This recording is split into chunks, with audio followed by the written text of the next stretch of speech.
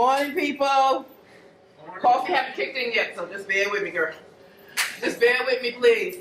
I'm Alicia Carr, and I'm doing Using Your Superpower for Good.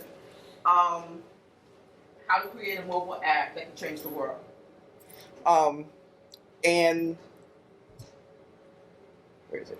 Is that moving? That's me. Last year, 2015. How I got into being a mobile developer is 2011. I was standing online. I met this 16-year-old boy, and I was wondering, because I'm in the old school kind of way. There's no way a mama would let a child have $800 in their pocket to buy an $800 iPad. So I asked him how he got the money to buy an $800 iPad. And I asked him, mow some lawns, do his chores, collect his money, and he said no. He created a mobile app. And I was like, so you're a genius. Because you must have went to school for this at 16, went to college, got your degree. He said, no, he learned this off of YouTube. And I turned to my husband and said, that's what I wanted to do. In 2012, my husband allowed me to search the internet to find a school for me to learn. Didn't find anything. Went on Meetup, met a Meetup group, Atlanta iOS Developers Group, joined them, asked a bunch of questions, asked somebody to be my mentor, and finally was able to get started learning Objective-C in 2012. The mentor was not very good at helping me. He wasn't a good teacher, but again, I didn't want to give up. I just could not give up on I started into this and I was already so much into it. I think it was 2013, again, Atlanta iOS Developers Group, somebody put a boot camp on there. It's now BitFountain. And I did it, at that time it was only $125. I jumped on it. And so it took, when I started the boot camp, it was like everything just came into place. It was so easy. I've already learned it over a year ago. It's been over a year now. And I'm like, oh my God, Objective-C, I can understand it. Oh, well, this is so wonderful. Even though I threw the goddamn computer a couple times on the bed, I understood what I was doing. So once I finished the boot camp, January, in fact, the mentor gave me an idea. He gave me an idea and said, hey, why don't you create a domestic violence app? And I started to cry because as a woman, I know a lot of women who are victims. And it's not only just friends, but family members as well. So I started building the app in January. And when I started building the app, it took me 3 months. During that 3 months, I had finished it. Okay, I have to submit it to Apple. I like, whew, all hell broke loose. I finished the app less than 3 months. I couldn't figure out why I wouldn't get approved from Apple. I had the hellish time, and I was so mad. I went to my first meetup group for Women of Code. One of the girls who was not an iOS developer, but she had her the certificate, iOS certificate. She said, Alicia, I can help you. We can go through the Apple's forum, and maybe somebody had the same problem as you.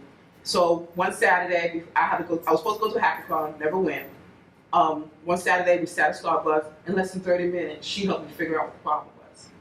And I ran home, and I sat in my bed, and had to it was the size of the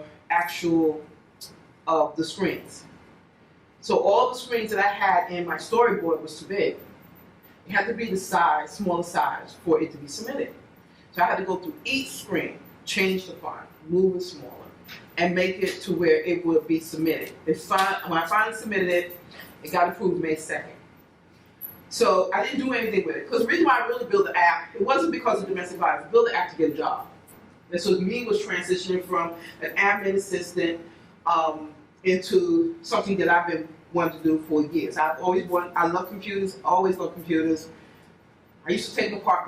My husband was in the military. I used to take old computers apart. The floppy ones, remember the floppy? They had a bunch of old ones. And I used to take all their old computers for $5, take them apart, put them together again. So in my house, I had maybe 2 or 3 old computers with floppy drives. So once I submitted that, I didn't do anything, started applying for jobs. And then NFL Ray Rice started had that situation, my family just went crazy. My family said, you need to start advertising this app. You need to do something about this app. Ma, this is your opportunity. So I reached out to one of the shelters out in Vidalia, Georgia. Valdosta, Georgia, and they have in Georgia they have task forces, county task forces, and they invited me to their county task force. I introduced my app. They loved it, and so from there it just started building momentum. Small. I did my first little TV interview in Atlanta. I mean, it was called Purple Pocketbook, and it was like. It just started to build momentum. I'm like, okay, all right. So, I started to try to market it. And that was part of Women Code. And I just was doing my typical thing, looking for a job, doing little things for the Purple Pocketbook, trying to reach out to shelters and everything. So just so happened, because I started a meetup group that year. I started a group within Women Code called iOS Development Group, to help other women like me who want to become mobile developers. And so that was part of Women Code. At first it was with iOS developers, Atlanta iOS developers, then I moved over to Women Code because there was women who were in there that wanted to do it. So I had got more women traction through there than through the Atlanta iOS developers group. So we come around, and I'm doing these meetups, and Erica, who's director of Women Code back then, she still is, she said, Alicia, hey, you want to go to Apple Keynote for free? I'm like, hell yeah. She said, well, you have to submit some information. I said, sure, I'll go ahead and submit it. And I was one of the leaders in the iOS development group. So I sent them information. They wanted to know if I had an app, so I sent them information about my app. And about, May, I think it was, they said, at least you got accepted full scholarship to WWDC 2015. I mean, I was like, as much as I watched the keynote, and I've been watching it for years, I was just too excited. My husband was more excited than me, and he wasn't going for free. I was going for free, and so I got to go. I was so excited. I was just so excited. I actually took a picture. My mentor, Darryl Liu, and that's his name, Darryl Liu. He said, Alicia, I said, oh, I'm going to Apple Keynote. I'm going to look cute. I'm going to have my boots on. I'm going to be all sexy, I know they don't have good-looking women at WWDC. He was like, Alicia, you have an app. You have to advertise the app. So he said, get a couple of T-shirts, put down ads about the Purple Pocketbook, and, that's what you're going to have to do. And I was like, damn, I want to look cute. So in doing that, I got the T-shirt. And on the back of it, I said, thank you, Women of Code, for giving me a scholarship to the WWDC. Took a picture of it, front and back, and I emailed everybody who participated in me getting the scholarship. When I got to California, Apple was looking for me at the scholarship event. They wanted to tell my story. While I was there, I was in another session. They were talking about teaching. That was when they just started the teaching program for Apple. My husband was out there having a ball, just ranting about my success to them because they couldn't find me. So when I came out, he said, they want to do something on you. And then I started saying it. They already heard my story. So I was like, okay, I got you. So the thing was I had to be outside, online, by 6 o'clock in the morning. I got there at 6:30. And so when I got out there, they would look for me, they found me, and this is how that picture got taken. I was the first woman of color to get highlighted in Apple's actual, I would say keynote, not keynote, but their live Apple TV. And I mean, after that, this is where I met so many people from that. This actually opened the door for me. That and the code. And so after that happened, life went on. And so this year, Apple reached out to me again. This time they went through Women of Code. They were looking for me. And I didn't know they were looking for me because somebody else had contacted me. A documentary directors had contacted me and wanted to get more information about me to do a documentary on me. And I was like, okay, all right. So I thought there was some bull, because there's a lot of people that come to you and ask you stuff and want things from you. And so we talked, and she asked me questions, and then she wanted to record me. And right before that, the director of Women of Code, the CEO of Women of Code, and all of us had a big meeting. And I said, hey, look, some company who does documentaries reached out to me. And she said, yeah, that was Apple. And I was like, what the hell? Why? She said, they asked some questions. I don't know, I guess they want to do a documentary, but I understood there was hundreds of other people they were considering. So in doing all of that, I said, cool. So they contacted me again.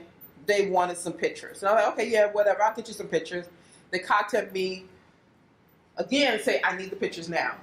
Somebody's coming to your home to interview you. So while that all was happening, I was like, okay. And while that was happening, we were working on a project for Women of Code. We were doing an all-women hackathon. So while we were doing that, this was happening. I got free tickets from Women of Code to go to Google I/O. So that was also in the works. So I was like, okay, this is just a lot right now going on. After the interview, she, reached out to the director. It's like, okay, Alicia, they want to think about it. They're not really interested. I was like, good, that's off my plate. Let me move on. So while that all was happening, while I was at Google I/O, I get a call. As I'm sitting there waiting, waiting for the keynote to start, I get a call from Alicia. That's her name, Alicia. She worked with the documentary company. She said, we're coming out there on Monday. No, we're coming out there on Thursday. I said, dude, don't you understand this is Memorial Day weekend? And in the South, ain't nobody home in the South. Not Memorial Day weekend. No kids out of school. People are dropping off their kids in another country, another state. And she was like, y'all don't do state vacations? Not in Georgia. I'm sorry, man. She wanted me to call all my friends to come to my house to do a party. And I'm like, listen, that's not going to work. So Thursday they got in. Thank God we didn't do nothing on Thursday. Friday, they came over to my house. In fact, the one thing that had to be done, the app had to be up to date. The last time the app was up to date was 2015. The app had to be up to date. And I had the hellish time. And while I was at Google I/O, Sarah was trying to help me fix it. I had Charles trying to help me fix it. And I was just crying because the app was done in Objective-C. And then I would add Swift to it. And it was so buggy. I was devastated because I was just crying. It wasn't working. And I'm like, this can't be happening to me. And so Apple sent one of their people down to help me. So while I was calling him and saying, it's not working. He said, Alicia, I'm flying into Atlanta. I'll be there in a couple of hours. And I was like, oh hell, I'm special. Apple's really sent somebody down to help me. So he actually helped me fix my app. I mean, at the last minute, we were working on it. It was a lot of things that wasn't done. It was missing, misspelled words. But the fact is that we got it fixed on Friday. We submitted it. Apple had somebody come in Memorial Day to approve the app. And so they drove me crazy. But in the process of driving me crazy, I'm just going to show you what happened next. Hello, world.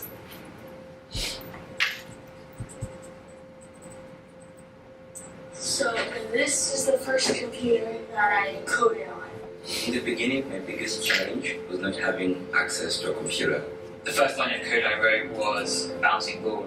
It would bounce around the screen, hit the edges, and then come back again.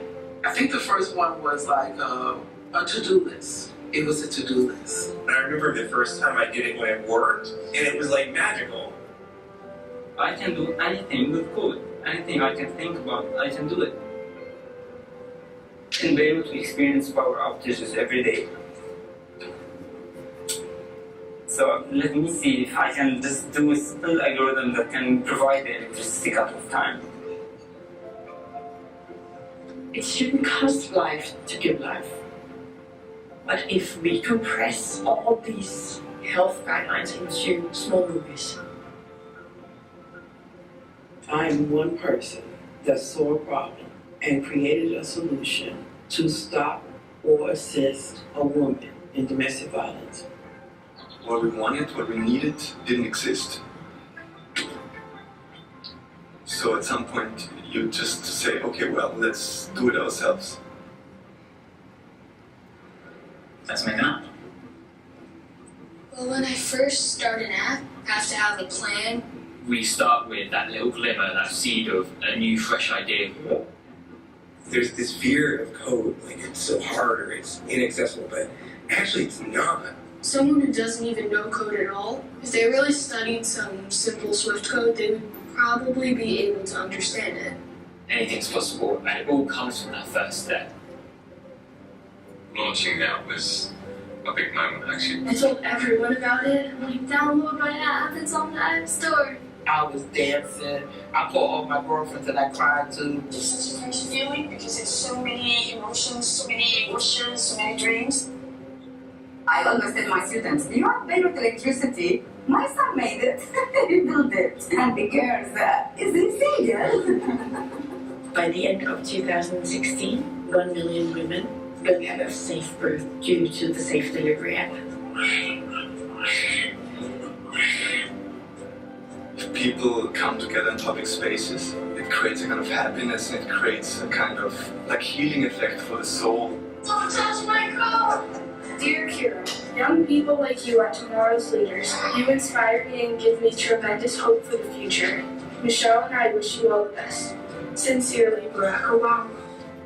These tools are something that we desperately need when trying to change the world. I think the more people you can let code, let build apps, the more problems can be solved. I feel like I'm creating stuff that can actually change the way people live, which is super awesome. I want to be this amazing coder, this off-the-chain senior developer where everybody comes to me and is like, can you fix this? And I'm like, yeah. I'm like, and I go in there, I'll just type up the code and damn. And like, wow, you can do this, yay! Now, Apple told me that I was special, that I created something that can change the world. And it wasn't something that, I have so many people around me who supported me, who told me this, but it's not believable when you got Apple coming to you, reaching out to you, asking you, can you be a part of this video? So that's how Apple wanted me to be a part of the video. Now, doing the video was just amazing. I would never do it again. I would never do a video. It's like being Housewives of Atlanta. It was just, there were just places you had to go to. They want to record. I was exhausted. And of course, you see my family. I had all my grandbabies there, my daughter, my sister-in-law, my husband. And so it was one of those experiences that, like I said, I loved it. That's probably the only thing you'll see me do on a video ever again. So it sounds good to create an app to fight a cause or for the good of other people. It sounds awesome, but it takes a lot. When I created the app, I had to figure out how it was going to help victims of domestic violence. And being that I was a child of domestic violence and I have friends and other people who are victims, I had to think outside the box. The first thing I did was I became a victim. I had to understand what it was to be a victim, how to get out of the situation, what would they need to be in a situation, what was being told to them, how would their minds think. They were victims. They were almost like submissive. There was nothing they could do to help themselves out. I had to also be the abuser. I had to understand how much control did he have over the victim. And a lot of people don't understand that when you are a victim of domestic violence, there's just things that you just can't do. A lot of people get this perception of you can get out of the situation just like that. After doing this app, I learned that don't happen that way. It doesn't. It is much more of a mind control. And I give some people the scenario. This is the scenario I give people. I say, okay, so you're in the bank. A robber walks into the bank. Guess what? He has control of the situation. Can you walk out of that? Can you walk out of that bank with him in control? No, you can't. You have to submit. You have to almost stay there, and you have to listen to him control the situation. You just can't walk out. If you walk out, what's going to happen to you? You're going to die. It's almost the same scenario as a victim, but it's a longer length of time. So when I start thinking about when I created this app, that's the first thing I had to do. And it was very, very emotional. And so I'm going to tell you right now, some social change apps are not only created to provide a single service to the user, but also to create a social change, increase awareness about a cause, and enable users to take action in support of it. With the boom in using smartphones, we have seen a corresponding growth in the number of available apps, some of which are being leveraged in social change. And I'm going to give you a perfect example. Twitter has become a huge resource for social change. When you're talking about what's happening in other countries, where they use Twitter to fight a cause, the protest, to bring attention to the issue, because those are things that we don't see in our country, but now we see what has been done and has helped them, has changed things for the better for some of those countries. So I'm going to give you some other examples of some apps that can help in the community. Good Guy. I'm a mom, I'm a grandma, a mom, and we have a lot of women in here. We have fathers in here. There are things, when you buy a product, there's things on it that you just don't see. You don't read the fine print or what it is, how much calorie it is or whatever. But there's products that, for example, there's kids who are allergic, and you know the shot when a child is allergic to peanuts. A lot of times there's peanuts in products that you just don't know about. This product allows for a person to scan the product and it'll give you everything about the product in it. So if it's healthy, if it has peanuts. Like, for example, I'm allergic to coconut oil. So when I found out I'm allergic to coconut oil, which I've never been allergic to coconut oil, you actually use this to find out if it has that ingredient in there. So this kind of product for people can save a lot of lives, but it also can help you have a healthier life as well. You know, you want to eat healthier, it'll tell you what kind of food what kind of food ingredients is in there to help you understand what's in the product you have. Another one is Copa. This is cool as hell. We had an event at a hackathon in Atlanta. We had extra food. We were trying to call shelters to give away the food. Everybody was closed. This app, if you have any kind of a business event or any kind of event, imagine you have extra food, you go on the app, you say, hey, I got some extra food, they'll come pick up the food for you and they'll give it to a shelter. So this is just in San Francisco. I think this is San Francisco or California. It's in San Francisco. It's not all over. So they use this app to help a small community just in their area. Now this one is Gift a Meal.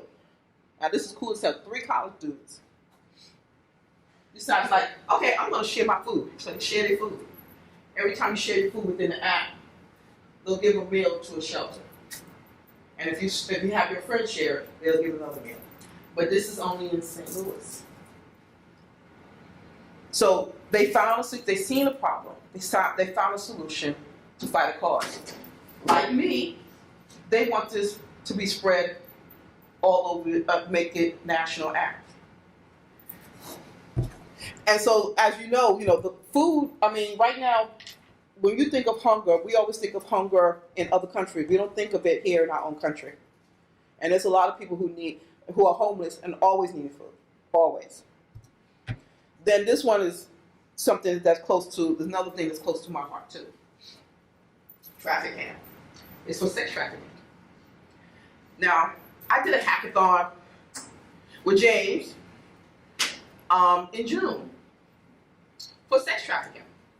And before I went, I told my husband, there ain't nothing I can do for sex trafficking. There is no app. I'm thinking of doing the research, and that's a bad habit of me. I research everything. I got to know if it's going to be worth my while. And I research it. I'm like, this ain't worth it. I don't think I can do anything. I can't. So, found out after doing the hackathon that with sex trafficking, they always have to store them in hotels. Always in hotels. So this app actually says, you take a picture of the hotel room, wherever you at, and no matter where you at in the world, take a picture of it, and it stores it. And whenever they see a situation or recognize, they'll go to the database and look for that hotel and see if they have a picture closer to it, because they always take pictures on these other websites for them to sell the women. And this app actually takes a picture, stores it, and allows the law enforcement to use it, a database, to find a hotel.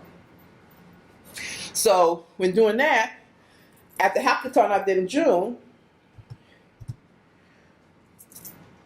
4 of us women in the hackathon created an app. Now I was about to walk out of it because these women, I wasn't feeling it, and I don't like to waste my time. My time is like valuable at the moment because it's just valuable, and I was just like, okay, y'all need to come up with an idea. So they came up with an idea to have an anonymous chatting app for victims of sex trafficking, which will allow them to log in and to communicate with counselors, law enforcement, even if they don't want to get out of the situation, but at least have some form of communication. Now, my mind wasn't thinking about it being a national app. My mind was thinking local. But when I realized is that it was a chatting app and they cross state lines, it then spreads over to different areas. So the app, which is not out right now, will actually could be a national app. And more so like an underground app. And the reason why we call it Black Light is because you can't tell what it's all about. It's a disguise. The one thing we learn as women, as a woman developer, I do a lot of research, and when it comes down to trying to do something for good, if it's something that's going to hurt them, we always believe in disguise and everything we do. So this app never went out. I still have it. I really got it on the back burner because I'm thinking about where I need to go with it. But this one can be very resourceful for sex trafficking. Now, when it came down to me doing domestic violence, the app is now called PIVO. Me, myself, and I is working on making it a national app. I have a friend, Brandy, out of Wisconsin. Right now we have Ohio, Wisconsin, and Minnesota as shelters listed on the app. Of course, I told you that my mentor helped me come up with the idea. We had conflict with it. He wanted more for corporate America. I wanted more for victims. But then you're thinking about from a man perspective to a woman perspective. How is it helping victims? It helps victims by finding shelters, knowing the law. A lot of victims don't know the law. A lot of victims don't know what the shelter is. A lot of victims don't know that some of them are immigrants. In the state of Georgia, there was a situation for unemployment. There was an unemployment situation where a woman was a victim of domestic violence. She was abused by her husband. He was coming to her job. She had to quit her job. She applied for unemployment. They denied her unemployment. She took it up to the Supreme Court and won. What it was that because she informed them that she was a victim of domestic violence, the employer was obligated to pay for her unemployment. That's just in the state of Georgia. We don't know it. And see, this is where a lot of people don't understand that it's much bigger than a lot of people think it is. This is information, this is resource, this is stuff that if you are in a situation, any situation, that information is so handy if it's in your phone. So doing that, I had to find out who my competitors was. My competitor is Dr. Phil. He has the domestic violence app. But mine is different than his. Mine has more resources. I'm out there, and I'm reaching out to the victims. I'm talking to the shelters. I'm talking to police officers, and I'm saying, what do these victims need? What do they need for this act to work for them? You know, I have women who say we want our privacy. So when I talk to people, when I do, for example, I did a job interview and a guy asked me, well, why did you not have it on GPS or Wi-Fi so they can track them? I said, what you got to understand is that with that GPS, the abusers can track them as well. They do not want to know that they have that app on that phone. They do not want to know where they act. We were talking about chatting inside the app. We can't do chatting anywhere on that app unless it's inside, which I found out there is inside app chatting. When we first came out, they wanted to add that messaging in there, but messaging at that time was going into the regular messaging, and we was like, no, we couldn't do that because that then puts the victim in jeopardy. So then there was lawyers that said, well, if you do that, then we can have access to your app. And I was like, hell no, that's privacy. I don't want you coming to me in my business to harass one of these victims. That's their choice. They should be the one to be able to give you that information. So now it came down to now we can do in-messaging inside the app. We can do journal inside the app because these women need to track their bruises or any situation that they're in. Also, the information is really, really important. And with doing this app, we were thinking more so of the victim safety than anything. I did have a friend who I worked with years ago. Her boyfriend's daughter was a victim of domestic violence. And she's like, Alicia, when I remember what she was going through, I remember your app. And I was like, oh my God, Alicia has an app. She downloaded the app and she basically personally emailed me and said it helped her get out of her situation. And I asked her, could you please put something on, on iTunes just to give the actual review of it. Because I don't know how many people are using it and I don't know if they're successful with it. And I had a posse of nerve helping me with this. Every person that helped me with this app, I met in 2015 at the WWDC 50, except for Darryl Lou. But Sarah, I met Sarah there. I met Charles there. Julian, he's 16. He owns this huge mobile business in Austria. He helped me put my app together. And like I said, that actual day changed my life. The emotional attachment to this app is crazy. So many times I just want to get rid of it. And I can't. Because I have always somebody telling me, Alicia, we need to spread this app and make it better and bigger. And like I keep telling these folks, it's just me, myself, and I doing this. And I'm not making no money from it. It's just a whole different, doing this app is just a whole different thing when it comes down to doing stuff for the greater good. This is what the original app looked like. This is the second part of the app looked like. As you can see the design, you would never notice the domestic violence app. You're not supposed to know. Besides it's saying national hotline, shelter search, and all that stuff. The shelter, law, unemployment, immigration, staying safe, and then there's a quiz. And I did everything of this. This is my favorite one. I love this one. And then we Pivo. This is the other version that I put out there for this year. It has a calculator for you to get into the app. You have to come up with a code, and it's a 4-digit code. You press the enter, equal sign. It brings you into the app. Now we have the states. And with the states, we're trying to add more information, but I'm not doing it unless I get paid for it because there's too much work, and I'm doing it by myself. I